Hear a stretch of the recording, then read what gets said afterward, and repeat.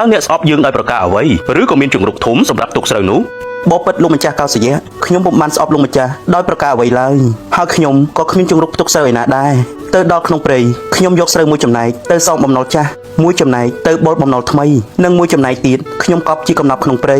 មនាលសេកដល់ចម្រើនចូលអ្នកបញ្យល់ឲ្យច្បាស់មកមើលយើងពុំយល់ពីចម្លើយរបស់អ្នកឡើយបបិទ្ធលោកម្ចាស់ខ្ញុំមានមេដាបិតាចាស់ជរាលោកហៅរកចំណៃលែងកើតទៀតហើយខ្ញុំយកស្រូវសាលីមួយចំណែកទៅចិញ្ចឹមលោកជាការតបស្នងសងគុណដែលលោកបានចិញ្ចឹមបីបាច់ថែរក្សាខ្ញុំរហូតមកនេះឈ្មោះថាសងបំណុលចាស់ម្យ៉ាងទៀតខ្ញុំមានកូនតូចៗដែលមានស្លាប់ទូនខ្ចីមិនទាន់អាចហៅរកចំណៃលើខ្លួនឯងបាននៅឡើយខ្ញុំមានទួនាទីចិញ្ចឹមពួកគេឲ្យធំឡើងនេះហើយជាការបលបំណុលថ្មីរបស់ខ្ញុំបបិទ្ធលោកម្ចាស់ចំណែកស្រូវមួយចំណែកទៀតខ្ញុំយកទៅចែកជាទានដល់សត្វសេកដទៃមួយចំនួនដែលជាចាស់ជរាខ្លះខ្វិនខ្លះខ្វាក់ភ្នែកហើយរកចំណៃខ្លួនឯងពុំបានការធ្វើទាននោះឈ្មោះថាជាកំណប់ក្នុងព្រៃរបស់ខ្ញុំគឺកប់ជាកំណប់បុណ្យរបស់ខ្ញុំសម្រាប់ទៅក្នុងបរលោកនេះមនាលសេកដល់ចម្រើននេះជាឧត្តមគតិខ្ពង់ខ្ពស់ណាស់សម្រាប់ជីវិតខ្ញុំពុំដែលបានស្ដាប់ឮពាក្យពេចន៍ដ៏ពីរោះយ៉ាងនេះឡើយចូលអ្នកមានសេចក្តីសុខចុះយើងនឹងលែងអ្នកទៅវិញហើយថ្ងៃក្រោយអ្នកមកចុះនាំទាំងបរិវាររបស់អ្នកទាំងអស់មកផងយើងនឹងប្រគល់ស្រូវសាលីនៃផ្ទៃដីចំនួន 1000 អាសម្រាប់ពួកអ្នកមកចឹកស៊ីតាមសេចក្តីត្រូវការចុះយើងនឹងជួបគ្នាទៀត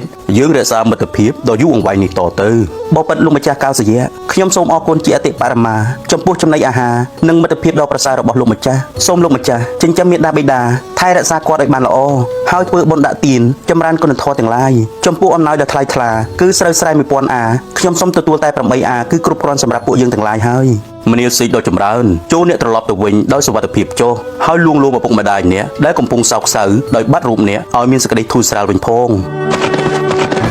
កតញ្ញូតាធម៌ជាគុណធម៌ប្រសើររបស់សប្បុរសទាំងឡាយកតញ្ញូតាធម៌នាំមកនូវសេចក្តីចម្រើនទាំងបច្ចុប្បន្ននិងបរលោកនេះ